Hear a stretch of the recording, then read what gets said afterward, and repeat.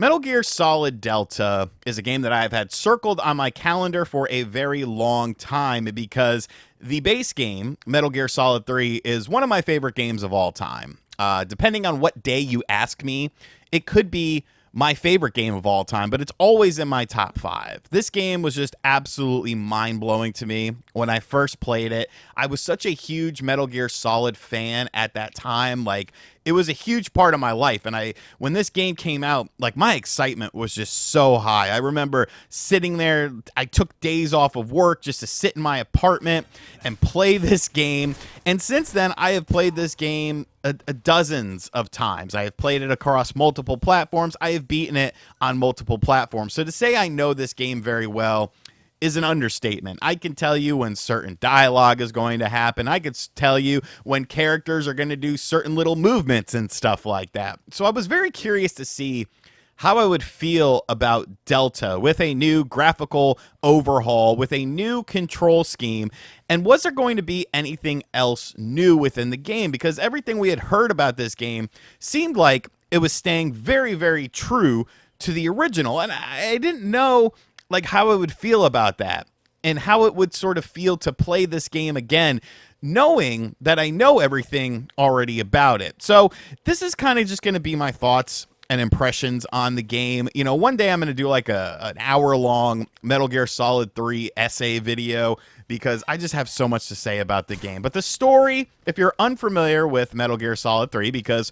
for some people this will be the first time playing it, you play as a character named Naked Snake. You are thrust in the middle of the Cold War. You have to rescue a scientist who is developing something called a Shagohod, which is a weapon of mass destruction. And en route to saving the scientist, your mentor shows up. And well, your mentor, the boss, ends up turning on you, joining with her old band of misfits called the Cobra Unit and some other characters along the way, defecting to the Soviet Union and all this sort of stuff. It's a very great story, honestly. I thoroughly enjoy it. There's definitely a lot of James Bond-esque elements to it. And if you're familiar with the Metal Gear Solid universe, there will be characters and story elements from this that end up playing a role in other games. This is kind of ground zero for Metal Gear Solid as a story.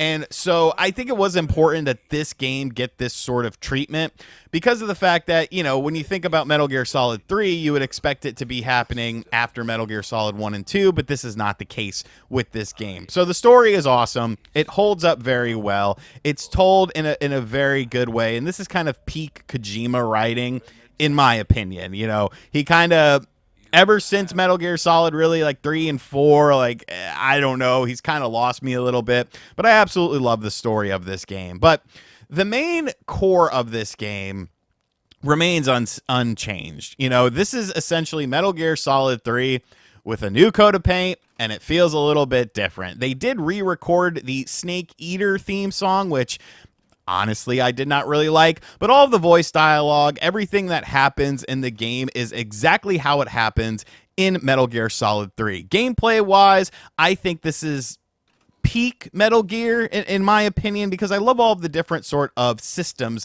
that are going on within this game. So you have a food system. Your stamina is constantly draining, so you have to, you know, procure food to keep your stamina up. And you do that by killing creatures, by getting fruit, by finding rations and stuff like that. But if you get something and you let it sit too long in your inventory, it'll end up going bad. So you kind of got to, you know, play a role with that. You have to keep a balance going on of if your food is fresh or if your food is not fresh. You also have a cure system in the game. Say you get shot and a bullet gets stuck in you. Well, you have to pull up the menu in order to take that bullet out and go through certain steps in order to do that. Take out the knife, disinfect the spot, put the stop bleeding stuff on there, and then suture it up. It's a really cool mechanic and something that really adds to this world because it is a world essentially built upon stealth. And I really enjoy that about the game. You know, it definitely was something that was very fresh at the time. And I don't think that really anyone has, you know, done something quite like that in a game since. There's also a camo system. You find different camouflages as you play throughout the game, and you have to change your camouflages. Now, one thing that is different, that is a welcome addition, is the fact that you could bring up the cure menu and the camouflage menu without having to go into the main menu. In the original game, you had to go into the main menu to do that, but now a press of the D-pad in a direction will bring up those things. You can also bring up the radio as well, because you're making calls to, you know, get intel or information, or if you need to save. That is also a hotkey as well on the D-pad. So I like that. Those little quality of life improvements actually go quite a long way in this game for me. As far as the game itself is concerned, it is pretty much a one-to-one replication of Metal Gear Solid 3. I will say I do like most of the cutscenes that were done in this version of the game. I do think they look pretty good as far as the visual quality is concerned, and I think it does a good job of bringing it up to the modern era. Now, we talked a couple of days ago or a week ago about the Unreal Engine 5 and Metal Gear Solid Delta, because Digital Foundry made a video and they showed some frame rate drops on the PlayStation 5, the PlayStation 5 Pro. It didn't really matter what version of the system they were using or which performance or quality mode that they were going for. I ended up picking up the game on the Xbox Series X. And when I first booted it up, I didn't think it looked very good. Like, the image quality was kind of like blown out, and I was playing on performance. I moved it over to quality, and it felt very choppy, which I was like, no, this does not feel good to me at all. So I ended up tinkering with some settings, and these are the settings I came up with. I turned off HDR because I felt like HDR kind of washed out the image quite a bit. I kept the brightness at the standard increments, and then I turned off the motion blur and the field of view. And then the game looked a lot better to me. Now, obviously, that's something that's going to come down to personal preference as far as what your eyes find appealing, but this is what I found appealing. There's also some different filters that you can do to kind of change up the image. Really, the legacy filter was the only good one, in my opinion, because it kind of made it look more like the original Metal Gear Solid 3, which came out during the P filter era time, where everything looked like it was soaked in urine. You know, every game was like that. So I did think it was nice to have that ability to turn it on. But as far as the graphics are concerned, I think the game does look very nice. It looks a little bit soft in some areas, but for the most part, I think it looks very nice. The frame rate, however, is definitely an issue, and it seems like it's mostly during two different portions. When there's water and rain happening at the same time, like there's a body of water and there's some rain happening with the body of water, you're gonna have some pretty big drops. When you go underwater, you're going to have some pretty big drops, and these are noticeable drops. This isn't like, oh, it's 60 frames down to 56 frames or something. No, these are different sorts of beasts when it comes to frame rate drops. And it's weird because if you can position the camera in a certain way, like point it up or point it down, it seems like it smooths out. But if you're looking at like a centered level viewpoint, it definitely is very noticeable in certain aspects of the game, such as the aforementioned water areas and when things kind of get crazy. You know, if you end up in a firefight and there's some explosions and stuff like that, obviously this is a stealth game. This isn't the ideal way to play the game. It definitely starts to have performance issues once again. You're trying to run away, you're trying to dodge, you're trying to dive and stuff like that.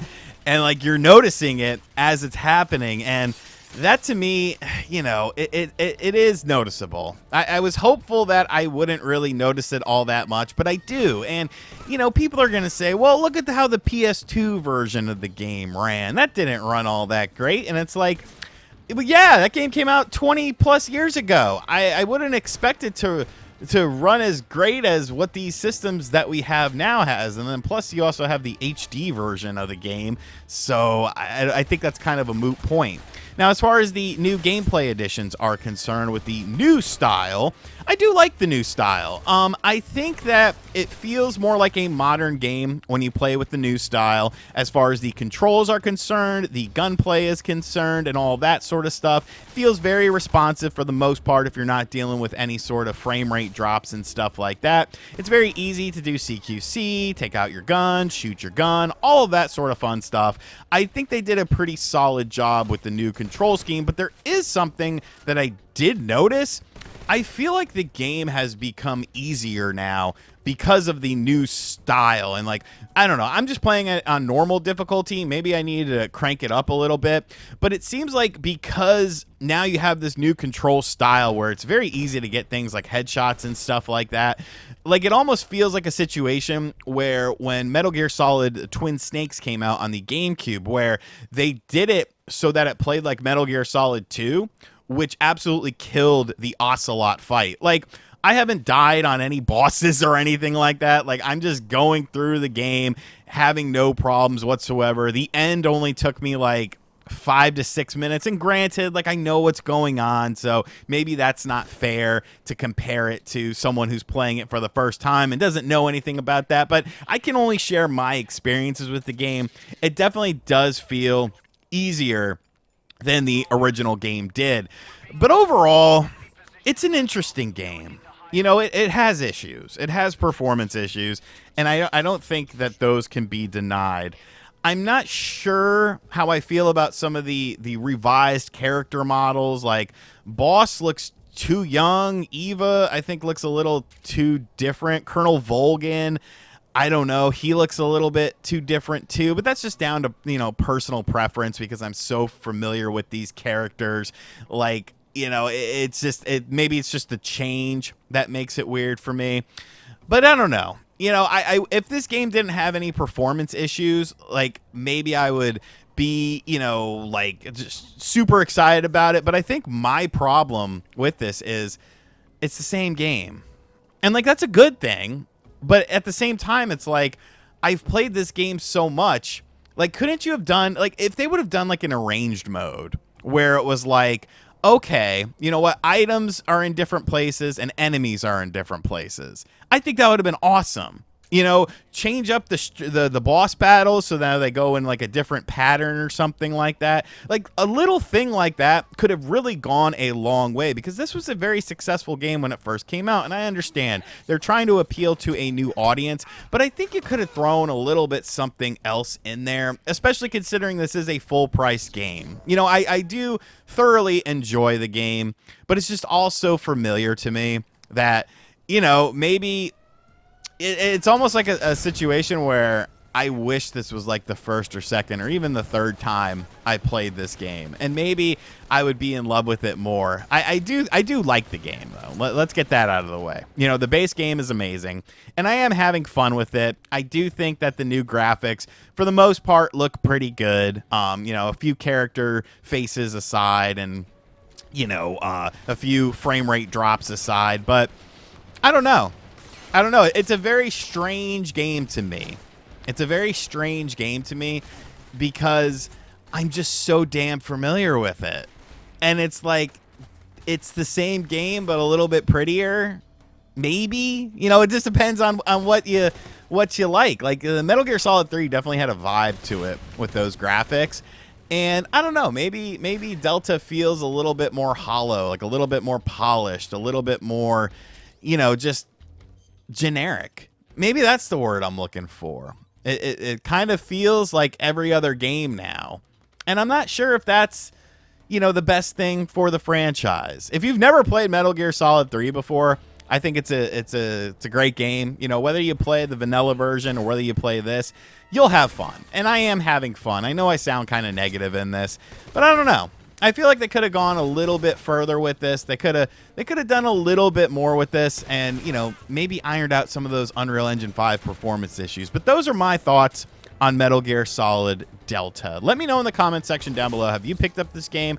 If so, are you enjoying it? Is this your first time playing it, or are you a seasoned veteran of it? And as always, guys, thank you for checking out this video. If you are new to the channel, be sure to hit that subscribe button. Be sure to like, comment, and share. Hit the bell as well.